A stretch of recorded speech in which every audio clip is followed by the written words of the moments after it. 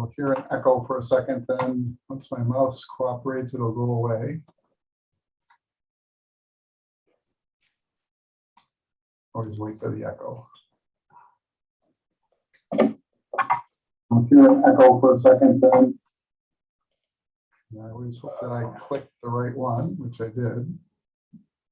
Oh. And you can still hear us, right, Ben? I can. Okay. Good, awesome. So if you want to call us to order. All right, John? I'll entertain a motion. Well, I'm gonna call workshop number 25-ish, 26, 27, something like that. 25, 26. Order.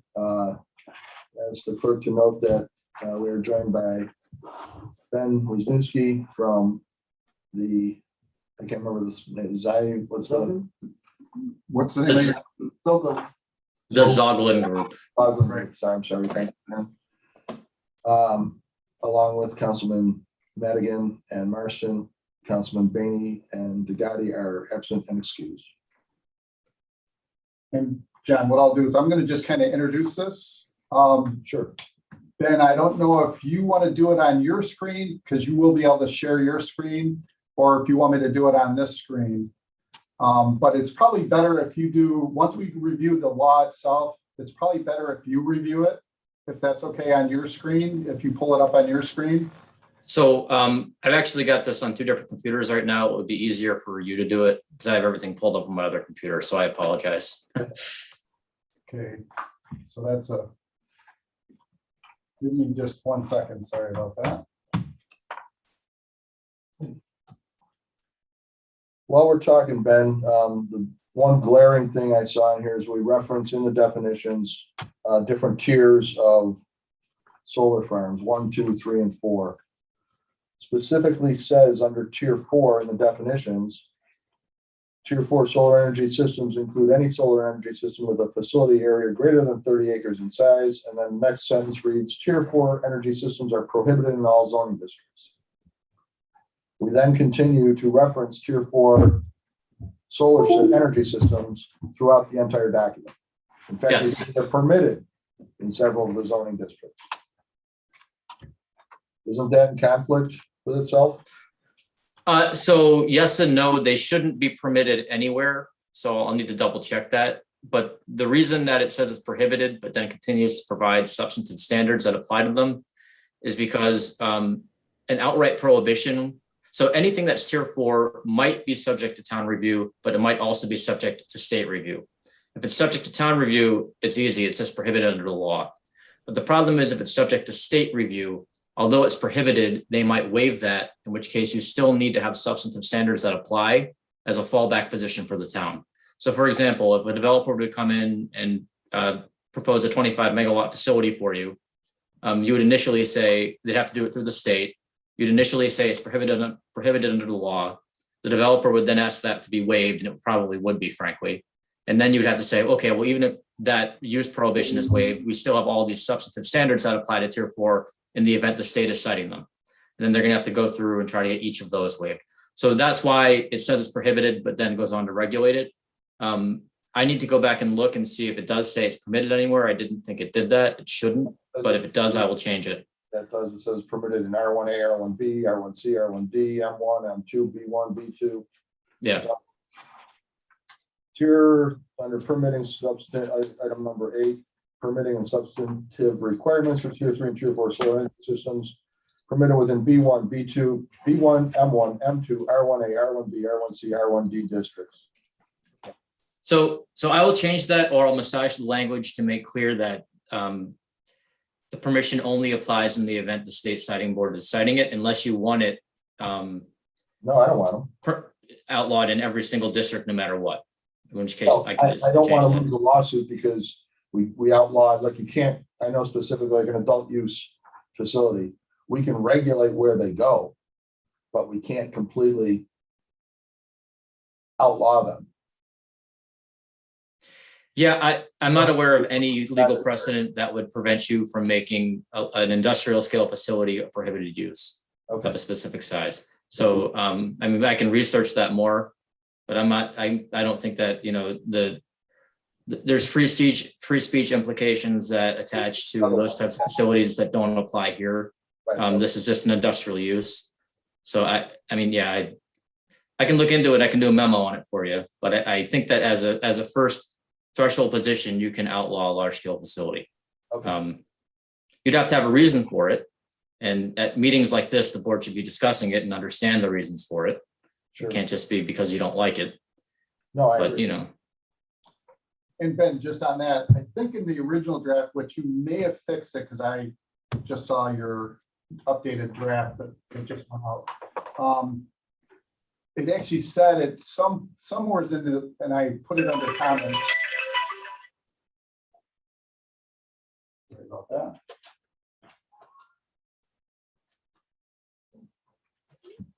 I put it in the comments. It looked like it actually said that tier 4s were not allowed anywhere on the island. Is that That's still what in we there? were just discussing. Okay, yeah, I know. Yeah. But did we remove that or that's still in the That's what we law? said, we have to have it because we just discussed that whole thing. We Yeah, were sorry, busy I with was other stuff. trying to get this going. So, I mean, guys, we don't have to do any of this. This is up to you as the board. So the alternative here is we can knock it down to just 3 tiers. And then try to regulate tier 3, which would be everything. I don't remember what the breakdown is in this law, but we just eliminate the 4th tier. That's fine. I mean, the whole reason for creating the 4th tier is to try and capture the projects that are going to be cited by the state and to try and regulate them differently in recognition of the fact that they're much larger and have larger impacts. But we don't have to do it that way. I mean, we can try to lump everything into tier 3. Is that cutoff 30 acres or what is the cutoff for New Tier York 3, State? yes. There is no New York State cutoff. So New York State regulates these by energy production, which is nonsensical, right? Because whether it produces 5 megawatts or 100 megawatts, you don't really care. You care more about how much acreage is being consumed, how it's going to impact the community, what the environmental impacts are. Those really aren't tied to the power, they're tied to the footprint. So in my laws, what I try to do is tie it to the physical footprint of the facility. Now, we also add in some power limitations because especially for the community solar, NYSERDA recognizes a certain threshold as being community solar. So we put that in there too, so that it doesn't deter that sort of project. And the way this is drafted, we're trying to encourage everything up through community solar while discouraging the much larger projects, which I'm assuming you don't want. Maybe you do. If you do, we can, try to make the law more appealing in that regard. You would have no Yeah. island. But Right. John, what is our biggest facility at this point? Do you know how many acres? it Well, is? it's probably the one on Bedell Road. It's actually 2 facilities. It was cut in half because it exceeded the 5 megawatt limit. Right. So they split the property. They put half on one, half on the other. I don't know what the total output is of those 2. It's still less than 30 acres, isn't it? Oh, yeah, way less, for Okay. sure. So I think 30 acres probably makes Right, sense. right. Okay. And I think there was a 5 megawatt limit too, wasn't there? Yeah, and that's what ties to the community solar type And threshold. as technology increases, the footprint's going to shrink over time. 10 years from now, it's not going to take the same amount of acreage to produce 5 megawatts as it does today. And yet, unless NYSERDA increases its megawatt output there, or the state Right. does, it's not going to make a difference. So you can always amend your law if you need to then. Yeah. For right now, 5 megawatts makes sense. So the rule of thumb you want to use in terms of acres per megawatt, a well-designed facility right now is probably about 4 acres per megawatt. So that's just average. I mean, they can do better than that. There are also facilities that can do substantially worse than that. Depends on the technology being used. But I agree, at some point, it's going to get better. Okay, so I'm going to just set the table. We kind of jumped into this a little quick. I'm going to just set the table real quick and just give some grounding for anyone that's watching this, because they're going to want to know some of this information I'm going to share. So there was a moratorium committee that involved some contractors, residents, neighbors of solar facilities, et cetera. That committee came together and came up with a list of things that they wanted considered in the law that we're going to be reviewing in a minute. I'm not going to go through all these things or any of them really. I'm just going to show you going through this. There was like 21 or 22 items, and that they do show up in the new law. So I actually have the page references. So I'm just showing it on Zoom because it's being recorded. So people can stop the screen, freeze it, and just read this if they were interested. Otherwise, I am also going to send this to that committee just so they can look at it. There was a couple things that didn't get incorporated into it, like a retention pond, for example, which we just as a board decided not to include. But all the items that we looked at, essentially almost everything that we considered in some way is in the law that we're going to be reviewing, that the Softland group has put together. And I'm sure I'm butchering your name. Sorry about that. It's okay. So those were the issues. Those were the items there. And with that, I will open up the law. And I don't know if you want to go page by page. Well, if anybody has, why don't we just start scrolling through like you did there, Mike? Hold on one second, just a minute. I don't think I was sharing my screen, was I? You were not, no. I'm sorry. I wasn't doing what I intended to be doing there. Ben, you can see my screen, is that correct? Yes, I can. Okay, and give me 1 second here, sorry. Now, is this the draft I forwarded you today or the previous draft? That is the draft I forwarded, you forwarded today. Okay. So this does not include any of the comments that were on here from my firm. So let me open it. Give me just 1 second. So can you see this thing? It says solar law amendments, or do I have the wrong screen on? I can see it. Yep. Okay. So I'm going to just go through it. If everyone looks, so there's 25 items that the committee considered. And I have listed on these pages what page on the solar law these items appear. So I'm going to just kind of go through this so that if anyone wanted to look at it online, they can do that. And sorry, I know it takes a second. So anyone, they could stop, freeze the pane and read the item and go from there. So essentially everything that's on here, except for the items in black, was included in the law. Things like a retention pond was not. I'm not sure what you did with the, we were thinking about restricting a certain type of solar panel, and we'll discuss that during the meeting Yeah, here. I don't know how we prove that. Right. Okay, so. Yeah, that was my concern. Just find this here, just a minute. Okay, how do I get the comments? The comments will show up, right? No, they're not. They're stripped out. If you want, I can have them up on my screen and I can discuss anything I think we need to. But should I not show the comments? Is that what you're saying? yeah, I don't think we need to, unless you want to. Yeah, I don't think we need to. Because really, this is the law that we're proposing, and we can kind of go through it. So, Right. so I'll let you go ahead then. Ben. Okay, so just as a threshold consideration, this is the law in that it would represent the change to the zoning code, but the actual law that will be introduced is going to have a little bit more on the front and back. That just has to do with making this a local law, all the standard language that you put in there. So this will be basically one section of the local law that's actually going to be introduced. Everything else will be standard. Okay, so first off, we have an authority section, which just talks about the legal basis for modifying the zoning code in this manner. If you have any questions about that, let me know. This is pretty straightforward. One thing we do that's a little bit different from what other firms do is we try to specifically highlight the local legislative power you have that's derived directly from the state constitution, and that's not really delegated by the state legislature. I won't go into why I do that, but I like to put it in there. I think it helps. It helps in the event you were ever going to be sued. Okay, for statement of purpose here, Bridget O'Toole, who you have been working with on this from my firm, went through your comprehensive plan. She pulled out a couple more objectives that we think that this law is now helping to achieve. Again, the objectives are from the comprehensive plan. Do you have any, disagreement with what's been stated here? Are we missing anything, or do you think this fairly captures the objectives of this law? I think it does capture it.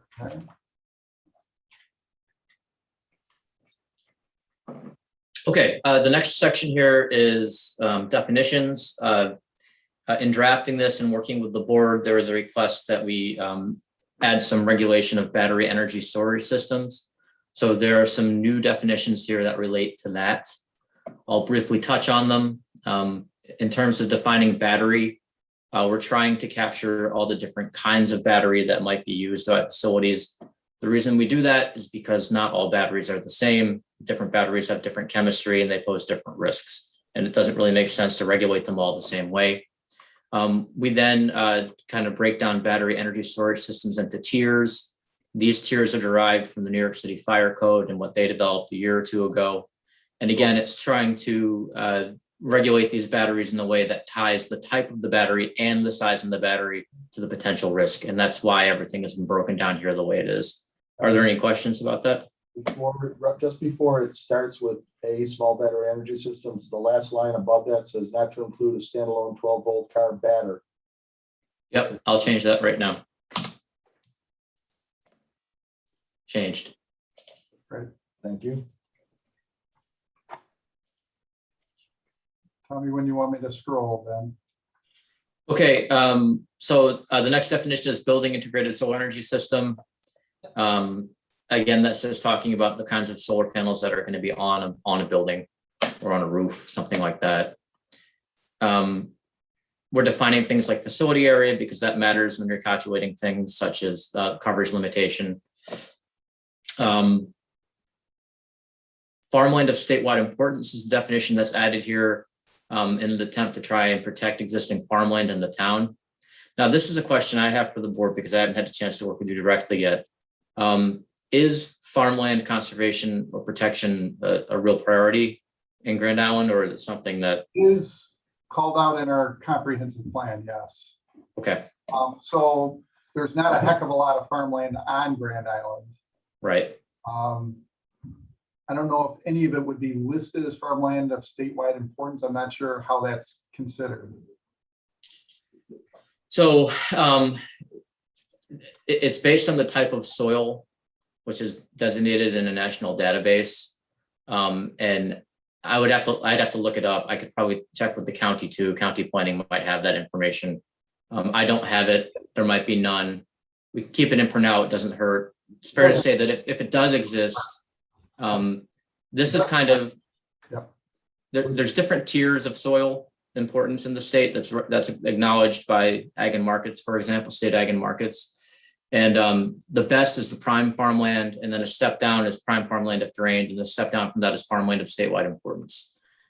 Typically laws try their hardest to preserve the prime farmland, but sometimes they also try to conserve farmland of statewide importance, particularly if there's a lot of it in the town that's being used. I don't think there's any harm in leaving it in. If it doesn't really apply, it doesn't apply, but I wouldn't spend time to fix it at this point, because if it doesn't apply, it's not going to cause any issues on Grand Island, so. Fair enough. Just some technical terms having to do with the glare and the glint on the solar panels. Continuing to go down. Things like pollinators have to do with the type of vegetation you're going to be using. Let's stop at solar energy system.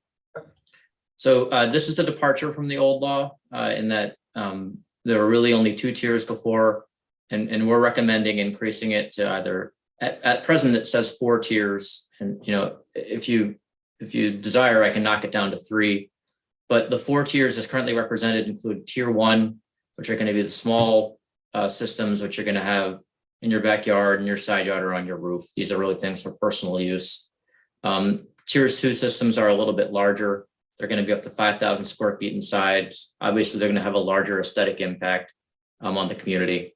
And they contemplate that some of that power is going to be sold back to the grid, but that's not the primary purpose of it.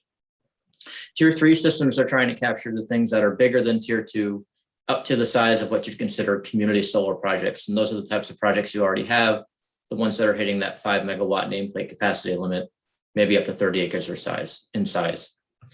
And then tier 4 is everything bigger, and that's when you're starting to get into your much bigger projects. Obviously, there's a big gap between 5 megawatts and 25 megawatts, where tier 4 would be subject to local control before it went to state control. But for now, we're intending to prohibit it in general. But also, as we discussed just now, add substantive provisions in the event the state is citing it, that the state would have to apply. So that's that. This will just look for the word tier 4, because I think there might be some references that suggest they're allowed if we're gonna say there's no tier fours, then we should just be clear on that. So let's just, you may have fixed it because I haven't looked at this draft yet. It's all. Okay, we'll look at it as we go through. Okay. So I think applicability. I think that's pretty standard. Yeah, the one thing here that is something we add that is not in the NYSERDA law, draft law, for example, is E. And this is, again, saying that, and I know this might not be particularly relevant to Grand Island because it looks to me like there's probably not room for a mega project in your town. But in the event one was proposed, E is making clear that you intend the substantive provisions of your law to be applied. And that's kind of a defense against potential waiver by the state. Thank you. Yep. Okay, so this is kind of setting forth the general permitting structure for the town. Obviously, there's going to be a building permit required. Seeker is going to apply for all the projects that are proposed, or larger projects, that is. It's got to comply with the comprehensive plan, which is obvious, but we'll just say it anyway. We have an additional restriction here that's trying to make sure that the panels aren't introducing potential PFAS contamination into the ground or the water table. So that section is there. We're trying to not increase the use of chemical herbicides, so they're really not supposed to be used. I could go on, but these are just kind of general things. All right, then we're going to get into the permitting requirements for each specific tier.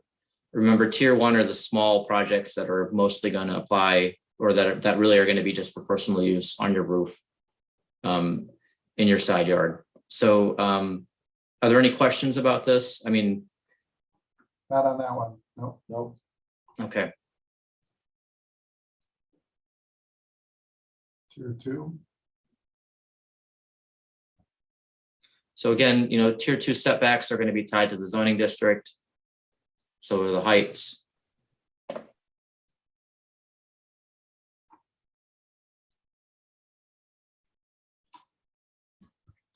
Really, tier two is being required to comply with the underlying zoning regulations for the district.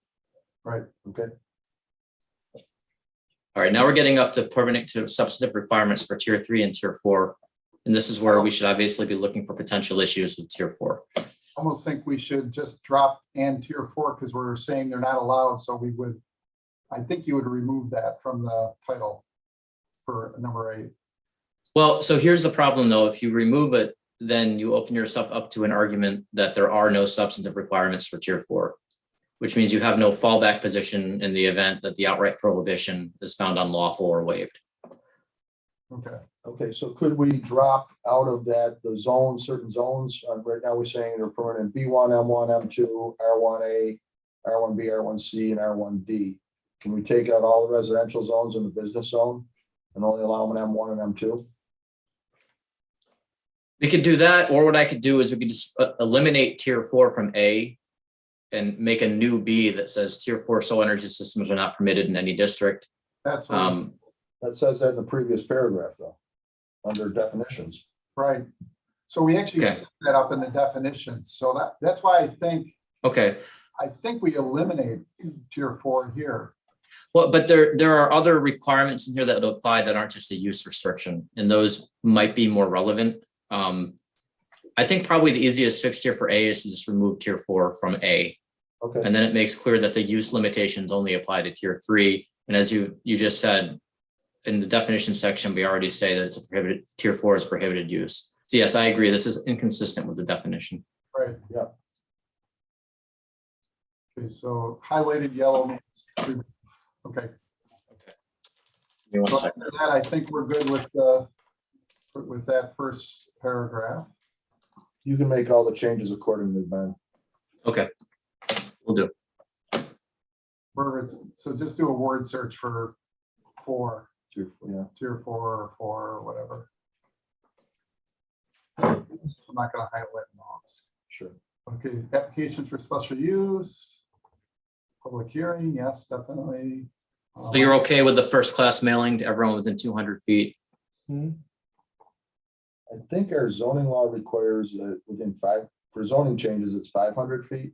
Would we want to be more consistent with our zoning? Yeah. law? I think it does require that. Yes. So let's make that 500. Good idea. 10 days prior is consistent, so I think we're good there. Proof of publication and mailing shall be provided to the town board at the public hearing. Is that consistent, Patty? That, So at the public hearing, proof of publication and mailing for the public hearing shall be provided to the town board at the we public can hearing. call that, yeah. Okay, good. Just make sure. I think we're good with that whole, with B, lot coverage. I So- think you kind of modified it, so that works. Okay, Yeah. so this does get what you were trying to get to. I was trying to say that you can reduce the coverage limit if you need to for the reasons stated. I think that does it, but I don't know that it needs to be 80. I still don't think I think that's high. You think it's I think it's high. too much? I think it is. I think your side yard setback here, your setbacks, that's an unachievable number anyway, so why? Unless it's a very large parcel. Yeah. But we're talking about 2 or 3, which are up to 30,000 square feet. Right. So I mean, I would like to see it be 60, but that's me throwing a number at it. That's not there's no educated reason to say that. Ben, what do you see in other communities with respect to this? I see as low as 40 in other places. I mean, this is a question that only the town board can answer. I think that it should be consistent with the setback limitations, and without looking at your tax parcel maps, it's difficult to know whether or not 80 is even achievable with the setback. But other considerations, of course, are going to be aesthetic and impact on community character. And you as a board are going to know what amount of coverage is going to need to be maintained to maintain some semblance of existing community character, or to not be too disruptive to the community. And that's something only you can say. But I can say 80 is probably on the higher end of what I've seen in other towns. I have typically seen lower, but ultimately this is your decision.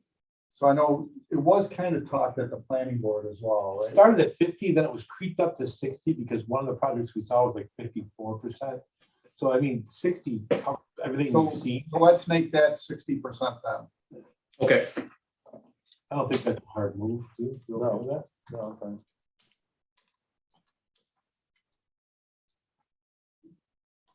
Okay. I guess it doesn't always mean delete.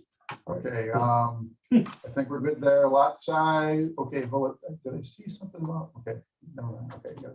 So lot size, 5 acres, 1 and 2. We all good with these numbers? So the lot size, the minimum size required for a tier 3. And again, Well, tier 4 is going to come out of that. right? So we all talked kind of that we didn't really want this in our South Central business. The only other zoning I really see out there is CR. That's always got potential. So I didn't know if CR should be listed or excluded. Well, it is excluded because it's not listed. It's not listed. Okay. There isn't a lot of it around. but- Right. Somewhere in this draft, it states the center of town is to be avoided. Correct. Right. Correct. So that's it. That But is we've already had a situation where a property was CR and it was rezoned back to its original zoning, which it should have been. But I didn't know if we should just include CR or just leave it out and I make them think a because federal we are leaving it out. Rezone. It is. Yeah, right. Okay. Fair enough. Because I didn't hear anyone asking for it, so, Yeah, okay. but we did put, I think it was B1, or, yeah, it was whatever was in the center of town, so we did add the, But North, South, Central are excluded. right. Yes. Right. So we did actually, as a result of one of the solar developers asked, could you add this particular Right. zoning area, and we did actually add it because there was no reason not to, No reason. not provided to. we stay out of the center of town. Correct. Correct. The business district. We'll call Okay. So setbacks, this was a big conversation. it. I gotta say that reading through this, it was a little confusing.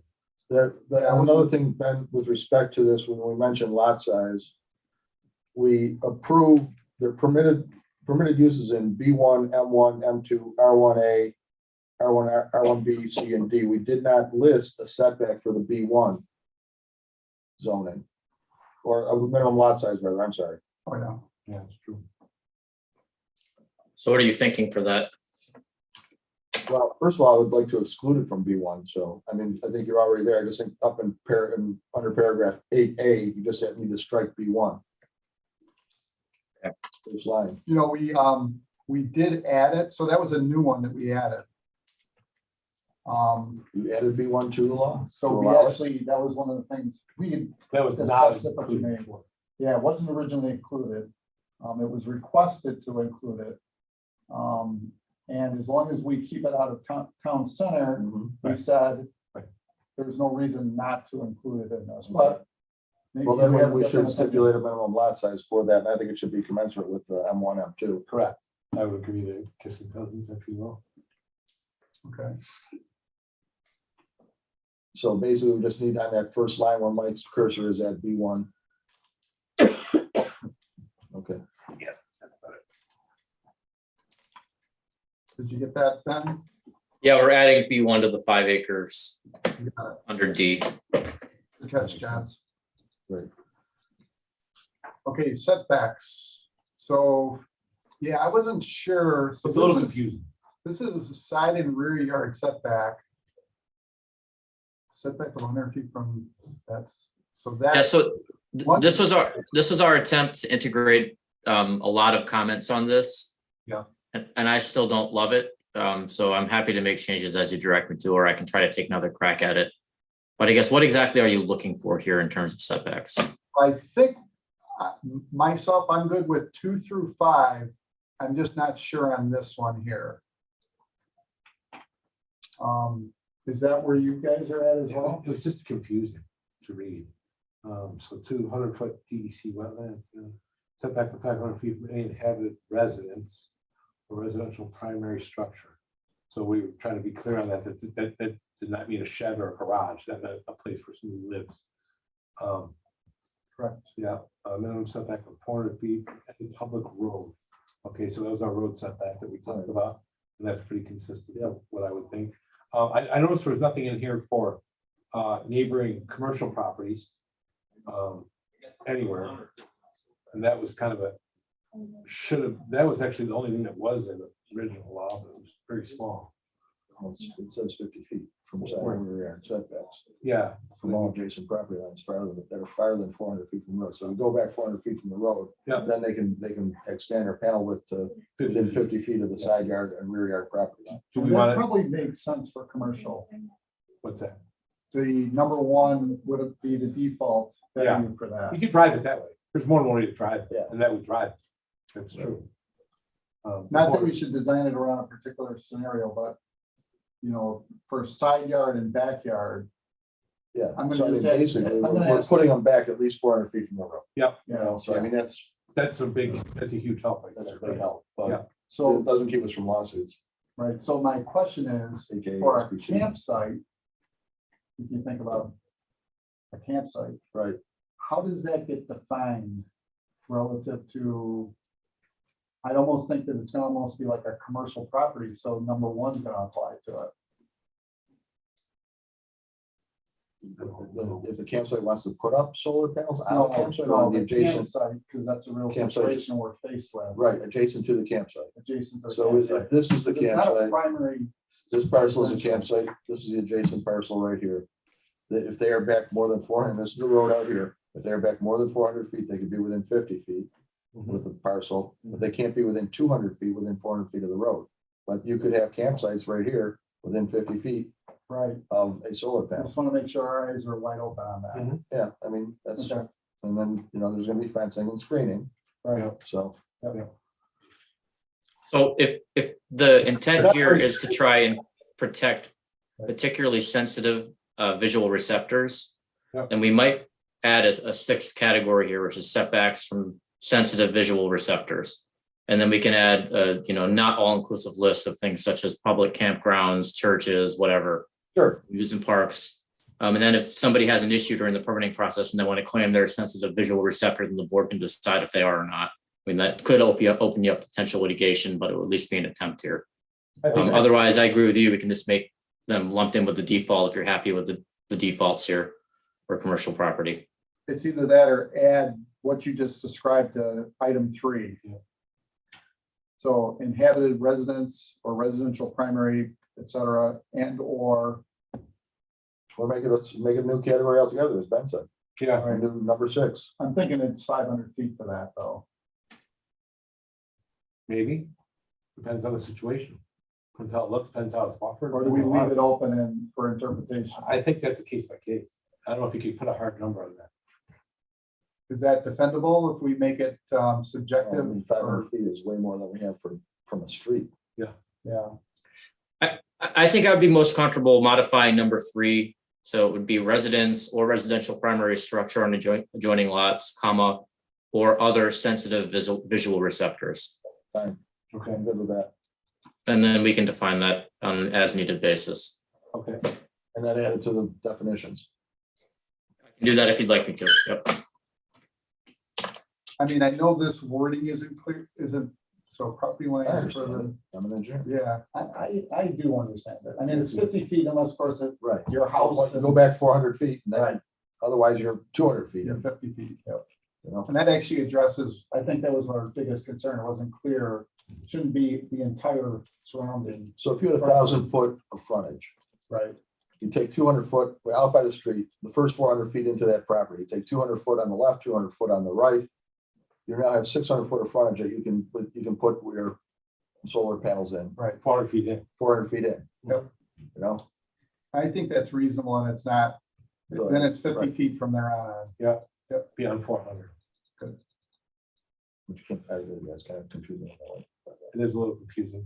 So continuing from that, I think we got the setbacks done. Yep. Minimization of impacts. So this is some of your language that you wanted to make sure that you're not damaging the environment too much. I think this is fine to put in. Okay. There's more specific limitations that are related to these throughout the law, so this is consistent with the other limitations. Okay. Vehicular paths, this language is derived from some concerns of first responders that if the access roads are too small, they have trouble with their trucks. There's also a concern that someone's got to maintain them in the event there's lots of snow. I don't think you guys get as much as they do south of Buffalo, but you still do get it on occasion. So that's what we're trying to do here. Signage, unless there's any questions about roads. Nope, Nope. Fine, good. signs I'm good with. Mhm.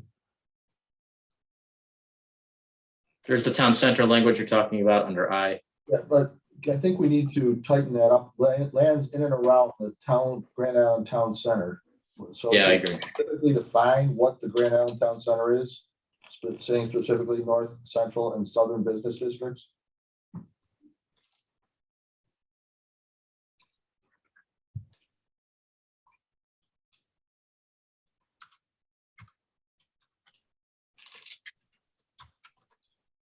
North, central, And and southern.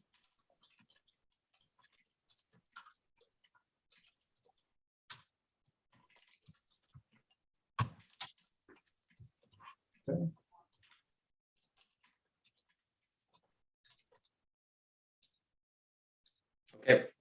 You're okay with the undergrounding of transmission lines generally? ideally, I think that makes sense. Isn't that required by the PSC? It is frequently a waived requirement. And frequently transmission lines are above ground for a variety of reasons. So, What are the reasons? well, okay, so first off, it's an extreme cost for the applicants, and a lot of times they just rather do it above ground, so they do it. Sometimes that's the easiest way to cross wetlands or other environmental hazards that need to get around. Yeah, but it is less of an impact on soils, and it doesn't mix the subsurface soil with the topsoil as much, which farmers care about. I mean, those are the three I can think of off the top of my hand, but yeah, there are applicants frequently ask for transmission line undergrounding requirements to be waived. Okay. I mean, if it minimizes soil disturbance, it's something we should probably be discussing. Right, but it's Yeah. also very unsightly, I agree. I agree. and I would prefer to see them underground, and they can directional drill Yeah. these lines and have minimal disturbance. So It can. our ways around. Okay.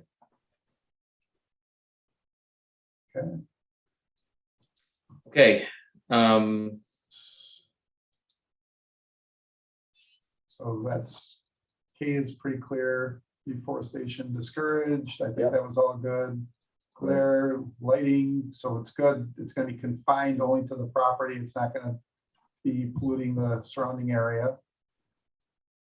Screening, this is a big one here.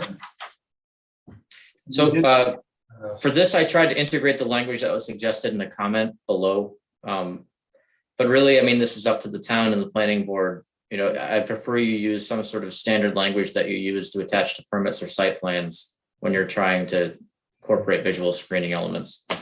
But I agree, you do want, you know, probably multiple, at least 2 rows that are staggered or offset. You're going to want some sort of continuing obligation by the developer or the owner to maintain this visual screening. Otherwise it dies and it's gone. Yeah, hold on just 1 second, so it consists of additional, okay. Where did you see the 2 rows? Is that here somewhere? I believe I added that in this most recent draft. Okay, because I know we have a hedge too, so if it's a hedge, you might not need 2 rows, so I was gonna discuss that, let's just find it here. So that'll be further down under 2. Well, don't go there. I have one comment on that. Yeah, go ahead. Under item number 4, the screening plan must be submitted for review to the Architectural Review Board so they can provide recommendations as appropriate. Our Architectural Review Board only looks at the visual impact of the front of a structure. They are not the people that should be doing this. This should be someone more like CAB or something else, but that's not the right board for this. Okay, So that can, I mean, they don't do the review of the amount of landscape on a site plan. You know, they look at the elevation view of the structure that's being constructed. It's definitely a little bit out of the wheelhouse. So it's really somebody else should be doing this.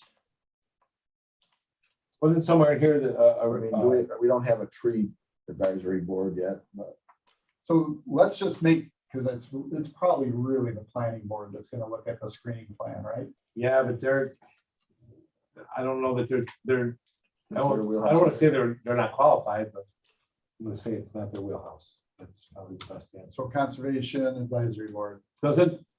if you guys are okay with that. I think that's already in number 5. Right. Because I'm not sure what the difference between the project and the screening plan is. Okay, But unless you want the whole project to be reviewed, including the screening board plan by the Yeah. Conservation Advisory Board. line 4 and 5. Yeah. With an emphasis on the screening plan for the Conservation Advisory Board. I would think the planning board's still gonna focus on it, They're gonna see the whole project. right? So combine 4 and 5. And make it only Conservation Advisory Board.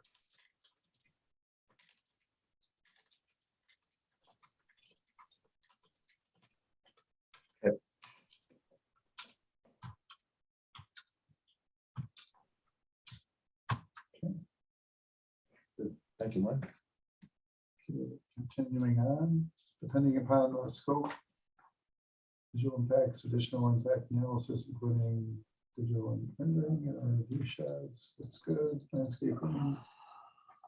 Topographic map, I think that's all good. Visual, so screen a permanent nature that will, screening of a permanent nature that will appropriately screen sightlines of the proposed solar, so it's all good, the screening. And shall minimize impacts. Will be completed screening from any adjacent property. There's a typo on 2B. It says adequate screening. Should be adequate screening. That's a good thing. Yeah. We won't have adequate screening today. Okay, so I think the first thing, It does Under- have 2 rows right there. yeah, so I would probably eliminate the 2 rows based on the rush. We took a description from the rush law. That's creating I think it's a 12-foot high hedge, Okay. which would be Would they go solid. like this? which would be Yeah. a solid hedge as opposed to even spacing. Okay. But let's discuss it. So one thing at a time. So first of all, the tier 3, it says shall be completely screened from any adjacent property. I mean, I would think from an inhabited property, I mean, you don't necessarily want screening, you know, if you have a 10-acre plot that's next to a solar farm, 10 acres back, you don't want that 10th acre in the middle of nowhere is necessarily to have screening away from, No. if you know what I'm saying. So I would think it would be, you know, maybe in the first, I don't know how to word it, but just in that first section near the adjacent. Do you have any ideas on property. that, Ben?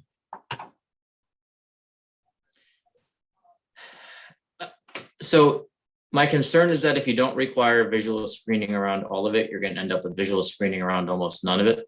The applicants are going to try to fit themselves into the exception and make that the rule. But it sounds like what you're looking for is screening within so many feet of the road. Agree. What was that? I agree. So, I mean, maybe we could try to conform this to the setback requirement and have visual screening within so many feet of the road that matches that setback section, and that then disappears once we get to the whatever it was, 200 feet, I think, back. I have to check. Let me look. So just a spitball, say, for example, the screening is required within 1,000 feet of any road. Is that what you're trying to get at? We could do that, or we could try to conform it to the setbacks. So let me, Yeah, I'll do that. I would say 1,000 feet from any road or residential Well, home. no, because you might have it adjacent to a residential home for 1,000 feet, you can't. Well, you screen it still, yeah. Yeah. You still screen it, I mean, that just puts it a dimension. So, Yeah. my own point. okay. I'm seeing what you're saying. Makes sense. So let's make it 1,000 feet from a residential road, Or any road, from a road, public road, let's say. okay. And then, and or within 1,000 feet of a residence, Residential home. a residential home. Okay. Because that, I think that takes the unnecessary out of the equation. That way the back, if it's in the back of nothing. You've got If it ends at the woods, it ends at Right. the you woods. got 2,000 foot of property. Yep. You know. Which is not uncommon. Matt, have you ever seen it done that way before? no, but so I used to live in Williamsville. I used to bike over to Grand Island. It's flat, right? No. You don't really have any hills there. Right. So, I mean, you're in a unique circumstance where visual screening can probably be pretty darn effective. And a lot of towns that try to do this, you know, there's so much rolling terrain, you're going to get, it's going to be visible no matter what you do, but you have the opportunity here to really screen these projects. I haven't seen this 1,000-foot limitation used anywhere before. I don't necessarily think it's unreasonable. You guys are, you know, talking this out pretty well, and I think you provided good reasons for doing it this way. If you want, I can do a little research into this, but on first impression, I think this is defensible. I mean, maybe we should research it a little bit, but it seems like a good starting point to talk Well, about. let's put it out. Yeah. And we get this, this has to go through, be vetted through. What, our planning board yet, our public hearing? I do think it needs to be reasonable, and to say the Correct. back end needs to be screened from I agree. the square in the I backyard. agree. I agree. But I do think 1,000 feet probably makes sense too. There's a number that makes sense, and let's just start there. Start at 1,000, we'll work from Our there. planning board may say 2,000, they may say 5, less, we'll see. You know, yeah. Let's just, Yep. let's put it in the water somewhere. Okay, so we'll go with that. So then it says, at least 2 rows of evergreen shrubs or other screening acceptable to the town board, which is capable of forming a continuous hedge at least 20 feet. I think we've combined 2 thoughts here. I think this was what was originally in there, maybe. Or is this actually verbatim what was in the Rush law? I'm not sure. That's verbatim. So that is what you gave me as verbatim from the Rush law. I didn't verify it. Cut and paste. Okay, so at least 2 rows of native evergreen shrubs or other screening acceptable to the town board, which is capable of forming a continuous hedge at least 20 feet in height. and a planting shall be required and maintained. So they have to plant hedges. Trees are 20 feet high. Is that the idea, or is this capable of becoming 20 feet high? Yeah, I think the use of the word hedge is what's confusing here. I think the intent is to have 2 rows of evergreens that when viewed head on, looks like a continuous row of green, which would, screen like a hedge would do. But I understand when you're talking about 20-foot trees, you're probably not thinking hedge. So maybe this needs to be changed the way it's. Yeah, so all I did was cut and paste. I was looking for something more detailed, but I guess I didn't look at the wording as close. I do, yeah, we're not gonna do that. We're gonna have Yeah, to, because I thought we said something about, oh, no, that was existing. so this is, I think this, I mean, at I've seen- installation at 2 years, at 5 years. Okay, And I do think, I thought it was 12 feet. I don't know Pressure on why. those trees to grow. well, I've seen, in my cabin, you had planted evergreens, Mhm. and now it's just a complete wall. It's a wall.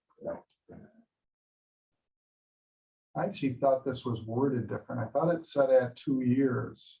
This almost looks different. But I could be wrong.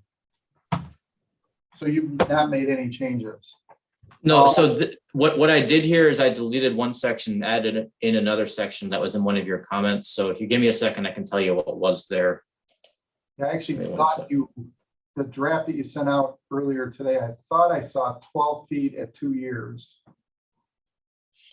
That the hedge would be 12 feet at 2 years. That's the extreme thing. And I know I saw that somewhere, but maybe it wasn't 3-year here. anniversary, 5-year anniversary. Yeah, you know what? I don't think everything pasted in because that is in there as a comment. Okay, Okay, so I would take what the rush law says. I'm pretty sure it says 12 feet at 2 years. Is that what it says? Okay, so what was in the rush law? It had an either or proposition. It said 12 feet at planting or 12 feet within 2 years. I deleted the within 2 years, assuming you'd rather have it taller initially. Because it didn't make sense to me that. So what the rush law said was you need 2 rows of native evergreen shrubs or other screening acceptable to the planning board, which is capable of forming a continuous hedge at least 14 feet in height. That's what I want. And then it said at planting / within 2 years of planting.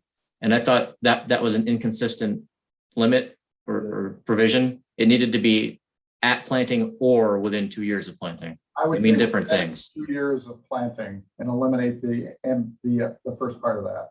And Okay, so make it okay. 14 feet. Keep in mind too, you minimize the total height from 20 feet to 14. yeah, but still 14 feet is. Yeah.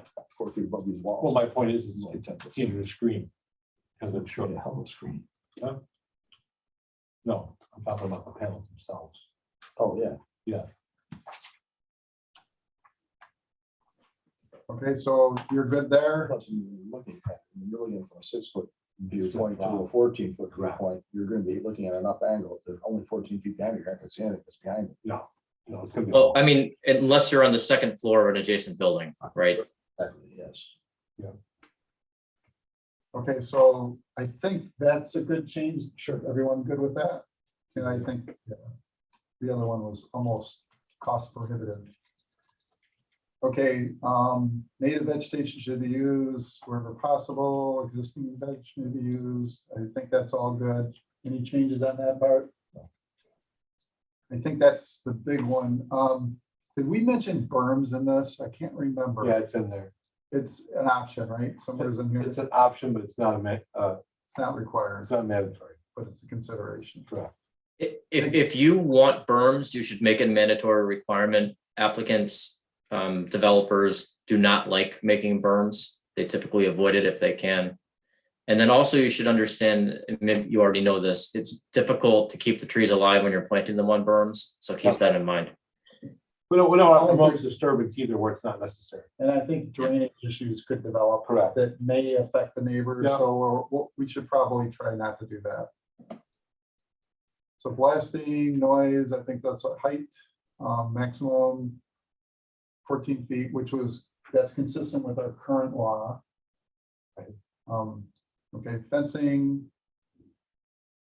I think we're all good with the. Are we fencing. okay with the 6-foot gap under the fence? 6 inch. 6 inch, excuse me?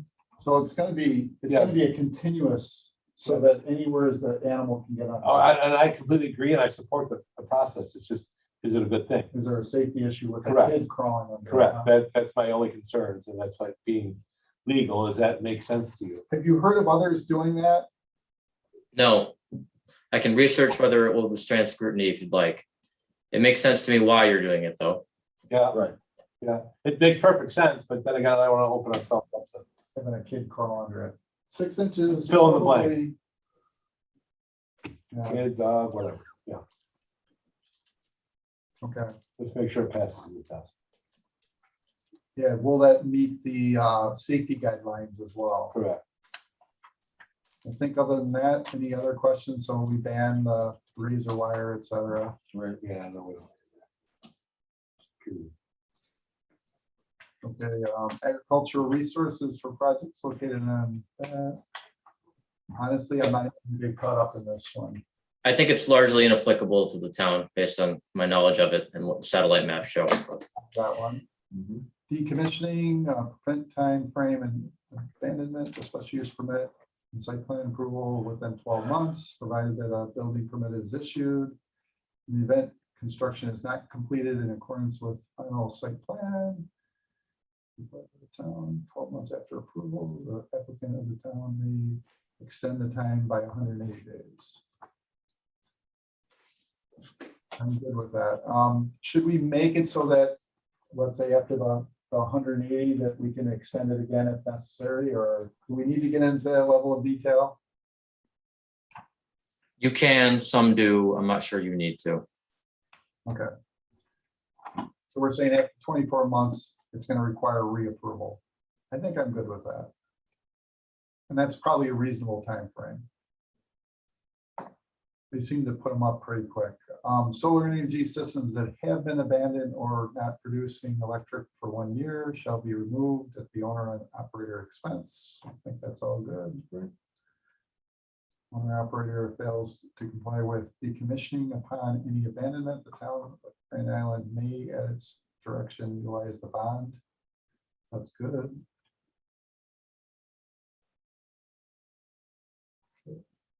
Decommissioning plan signed by owner and or operator of the solar system shall be submitted by the applicant. Cost of removing the solar energy system. So the cost, I'd like to define how the cost is developed. I'd like to say that a third party engineer would provide that cost estimate. Is that, have you ever seen anything like that, Ben? Yeah, I have drafted extensive provisions like that in the past. So let me look at some other laws and I can drill down on this for you. I would also like to add some language for recalculation periodically. Okay. Yep. So you'll add an appropriate method, a qualified assessor or whatever, however you want to word that. What was the other thing you just mentioned?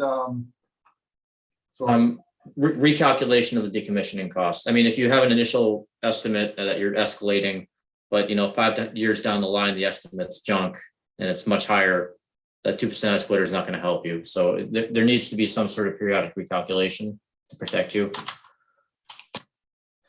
Is there a frequency that you've experienced in the past with that? Yeah, and I can't remember it off by top of my head. I can't remember if it's 2 or 5. I got to look at some previous examples. Okay. I wouldn't want to do it too often, No, we don't want to let it go 10 years either. right? Right. Well, they put up 125% initially. Yeah. And then it goes up 2% annually. Yeah. I almost Or- wonder, do you need to or by- recalculate that? I mean, Or if by you're at 125%, initially. Gas goes to $10 a gallon, you do. Yeah, You know, we don't- we Right. don't know, Who right? knows where we're headed, right? We don't know, so I'd say every 5 years. You would be- can't predict the future. okay, so every 5 years. Okay, the time required to decommission, remove, the time required to repair damage, blah, blah. Nothing there. Deposit execution. Oh, change of ownership. Do we have that here for the security? I don't think I saw it where if it changed ownership, that the bond ownership changes. You would have to state that, wouldn't you? Or what if ownership changes and they walk away, and what happens to those funds? Well, I mean, it depends. It's going to be governed by the terms of the security instrument. So whether it's a bond or a letter of credit or an escrow, it's all going to be different. Let me look at that. Yeah, And I'll let's, try to add some language in. yeah.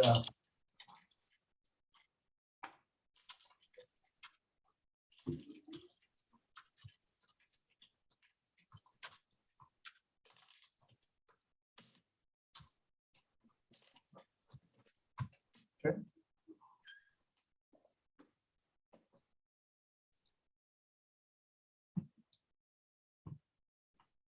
We've been, that the applicant is in default, commissioning underway, applicable law or permit, proper notice and expiration of any cure period, the cash deposit line of credit be forfeited to the town for decommissioning in the event of default under permitted construction operation of the solar system.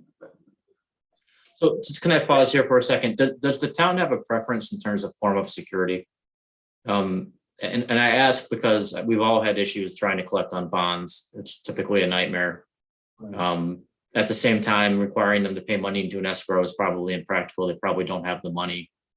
So I don't know. Do you have any thoughts on it? Are you happy with how it's set up to give them the option? The safest way to do it, the most secure method as far I- as, I can tell you that the siting board has balanced fairness versus protection and come down that it has to be a letter of credit. And a bond is not sufficient. At the same time, this is a much smaller project than the siting board is considering. So maybe you're happy with a bond. The potential impact is smaller. I would like to have a secure method. So I would say a letter of credit then. Okay. That's my thoughts. I'm agree. I'm not arguing that one. Because I read where they walked away. Bonds So, are extreme. See, what happens with a bond is the bonding company has issued a bond. The contractor is paid like 10% of the cost of that bond. So he's paid $10,000 for $100,000 of coverage. right, The bonding company is going to hire the cheapest possible person that he possibly can to go in there and finish the project. Yeah. So, you know, they become nightmares. right. So line of credit is what we're gonna go with there. And what was that? That was an A, right? I'll have to go through and make a few different changes that makes clear it's got to be a letter of credit and other forms of security aren't acceptable. But I'll make all those changes.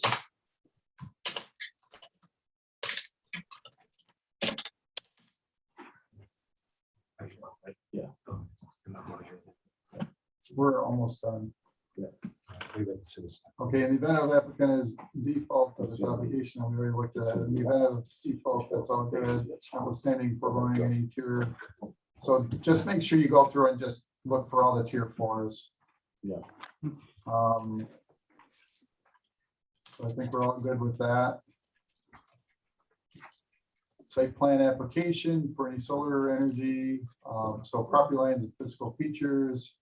Proposed changes to the landscape of the site, grading, vegetation, etc. 3-line electrical diagram. Solar energy system. Can we etc. say in accordance, can we also mention something about being in accordance with the town of Grand Island site plan requirements? And that way we're not omitting things. I think some of the things that we're asking for here, our site plan requirements are much more in depth than what you're just saying with property lines and physical features. And so say, and right at this point, and must be in full compliance with, I mean, if you want, I can take a look at the code and just compare what's there to what's here. And I could even delete most of this to shorten the law and just say it's got to be in conformance with the code. Right. Yeah, It's That'd be great.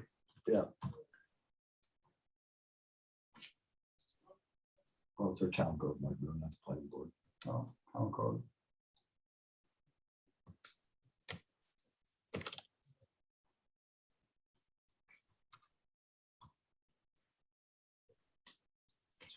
Okay.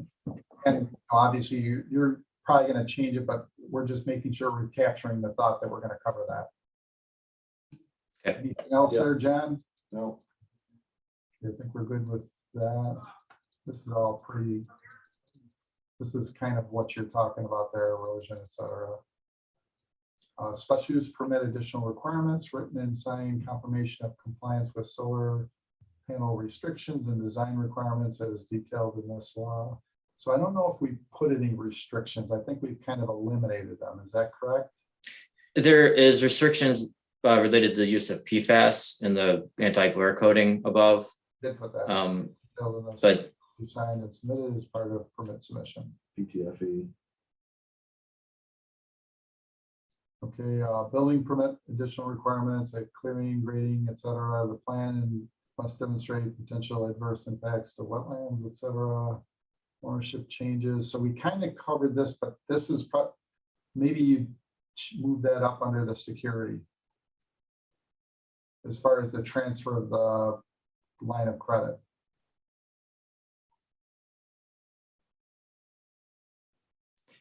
I mean, this is, I'd almost rather just add a bit about the credit to this section because this is trying to capture the idea that they're allowed to change ownership of the facility, Sure. but all the obligations are binding on the new owner, including the security.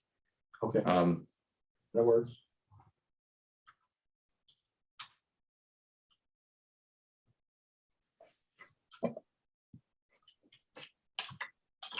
As long as we got it covered somewhere, that's all that matters. Okay.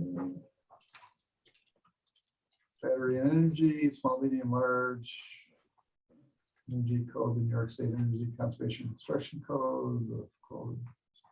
I'm gonna trust you on all this stuff. Yeah, I mean, so this is kind of a stopgap. NYSERDA has its own standalone model law for battery energy storage systems. You're probably going to want to revisit that at some point in the future, but I think it's better to have something in here now that you can repeal and replace with something more robust later. Small energy or storage systems are permitted use in zoning districts and do not require that. Okay, medium battery, zoning districts and require that, large battery.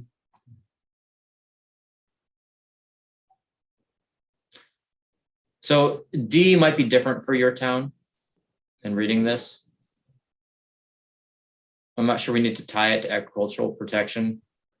I mean, you have to understand what you're regulating here. You're basically regulating a whole bunch of tractor trailer, permanent trailers sized structures that are holding batteries. Right.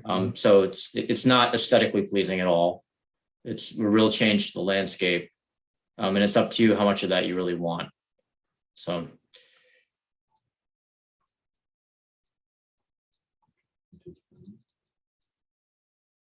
Be kind of similar to building, a large warehouse, for example. So I think that's probably acceptable.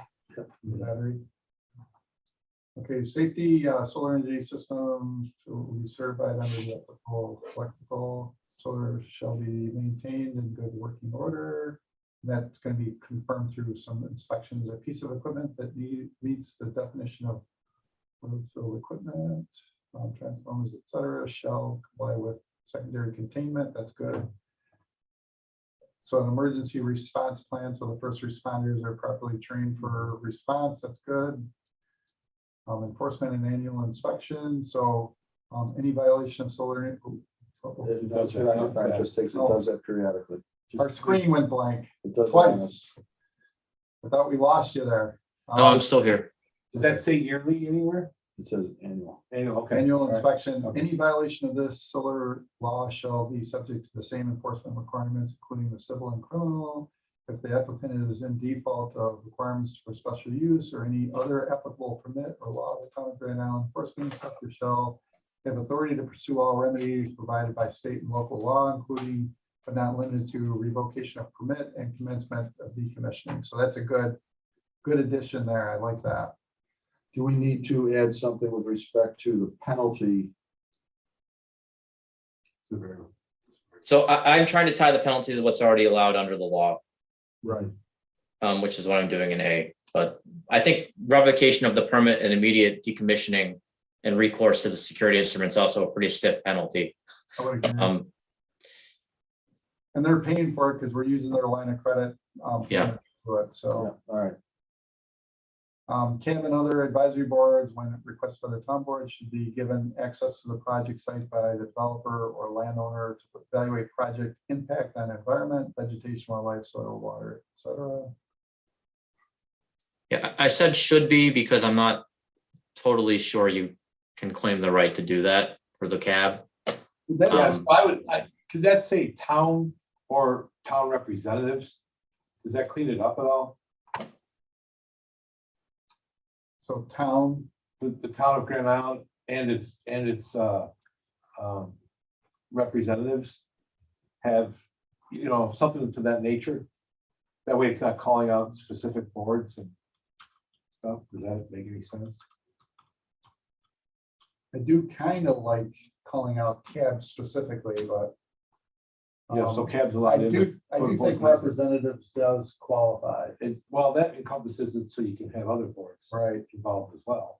So I'm okay with that. So just make that change. The town and its representatives and other advisory, so eliminate the other advisory boards when requested. Yeah. So this is actually, I think, intended to be at the point of construction, right? Correct. This is the annual inspection. Yeah. Yeah, this is at the annual inspection. That's where it's located currently. Yeah. Yeah.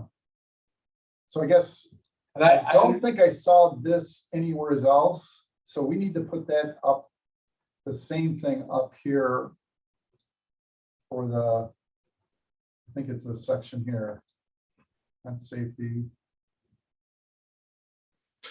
What if we put it under the building permit section, maybe? Yeah, Yeah, so we need to put something like that up. Ownership, wherever the permitting, Building permit. Right Yeah. there, right there. You just be passing by, scroll down. thanks, X. we got it. So, hit 3. So add something like that in that section under yeah. X. Okay, yeah, I have to massage all the language there, but that's fine. I can do that. I would probably say remove it from inspection, because I think once we turned over the key and they're operating, I don't think we have. Well, I certainly would like the CAB and other boards that have the opportunity to check out the pollinator programs and stuff like that to make sure they're consistent. Okay, so we'll, Yeah. They all die so off. leave it in both I spots. understand that they're working, you know what I mean? So I don't want to eliminate it completely from that end. Obviously, it's more important during construction, but Okay, where were we here? You're up to, so C you just moved, but now you might keep. Now you're up to 11D, which talks about the inspection. Oh, so yeah, leave C here and put it in the other section as well. Okay. With the change, town or town representatives. So inspection is part of a special use permit. On approval, use permit, the facility will undergo an annual inspection. Form with the pollinator program, impact of service panel, inspect for out of service panels, inspect for brush fire risk. Fencing, required documented inspection of output to be included with the special use permit so that we know that the panels are really producing. Note, failure to receive approval of the special use permit in 6 months after its expiration shall result in a request to discontinue and issue decommissioning. Okay.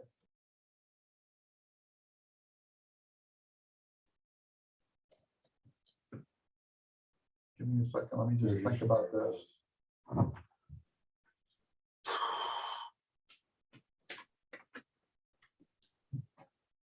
Okay, I think we got everything there. Then it's severability, and I think And It's for the decommissioning plan. decommissioning plan. Which I'm okay with. Yeah. Everybody read through this. That's it. So it's basically returned So to its it's- original condition. If the land lease ends and renews, that's not. Yeah, requires reapproval. If it's been there for 20 years. Right. If we reapprove it. Okay, any other things that we missed? No, let's I mean- make the modifications and get it back to us. As far as Ben's perspective, no, as far as our perspective, I think we have some other work to do. Because we need to figure out, I think we really need to work on our architectural end of it and come up with some design standards to an architectural engineer. Understand a little bit more about what we're asking. We're Is that saying it. different than? No, I don't I'm think saying, that goes into the law. no, it doesn't go in the law, but we need to look at that. And I also, there's a lot of electrical inspections in here. The town does not do their own electrical inspections. Right. Yeah. So we need to understand that. And we need to let code enforcement look at this and say, I can do this, I can't. You know what I mean? So we didn't understand their potential. So Ben, I mean, even though we've kind of covered a few things, is there any chance you could get this to us tomorrow? I can get it to you tomorrow morning, but I have another meeting tonight I've got to go to, so I'm not doing it tonight. Anytime, close the business tomorrow. Okay, Is what I'd like us to do is, I have it on the workshop. Right. I think we refer it to the planning board and get the ball rolling. Yes, agreed. Want to keep it moving. I think we referred to code enforcement too. Oh, yeah, code enforcement, anyone and everybody. Yeah. Scab. I think they're gonna tell us there's some things there they can't do. I do want the original moratorium committee to look at it so they can get feedback as well, because they invest so much time. I wanna make Exactly. sure Yeah. I agree that there was a lot of, Let them see what it looks like as the rubber hits the road. And we want to hear from the developers, and that can be done concurrent with scheduling a public meeting and everything else. I think we're all set, Ben. I don't want to tie you up any longer. We're going to talk here just for one more minute, but thanks for your time. I appreciate it. thank you. And I took notes of all this, but can you send me the document you were modifying too? Just so, in case I missed anything. All right, thank you. Thanks, everybody. Yeah, thanks, Ben. So I think we referred to those boards and the code enforcement. We could actually schedule the public hearing too, because it's still kind of working on the draft. right, right. And as long as we don't do anything substantially I agree. different. So it'll be September 7th, I think, is what next meeting. Well, you can leave the public hearing open because something may. Well, we haven't said it yet. Right. You know, it might Yeah. come up in the public hearing with like, holy shit, we missed that. Right. You know what I mean? Yep. So, So, I mean, the planning board's not gonna get a look at it until September 13th. Right. And if we schedule a public hearing for September 7th, we don't have a planning board input yet. yeah, We just leave it open until the 20th. Okay. As long as we're good with that, I guess. And So, I mean, That way- we got until the 19th of October right around. But boy, well, we're actually, still- it's better if we have a public hearing, then the planning board gets their input. yeah. And- True. And I then agree. then They the sometimes 20th, want we can that take input, action. too. They like to hear the public input. Yeah. You know? Okay. So I think that all Okay, makes probably sense. September 7th. then, Yeah, no, that makes sense. For public hearing. Okay, and then we maybe enact the law on the 20th. I mean, I think it's all gotta be spent at the same time or you're not gonna be able to act. I think it needs to, everybody needs to be working. Right. Yeah. Okay, Okay, cool. Thank you. any other topics today? No, entertain a motion to adjourn the workshop. Motion by Councilman Marson, second by Councilman Madigan. Aye. All those in favor signify by saying Aye. Aye. Any opposed? That motion carries. Very good. We are adjourned. See.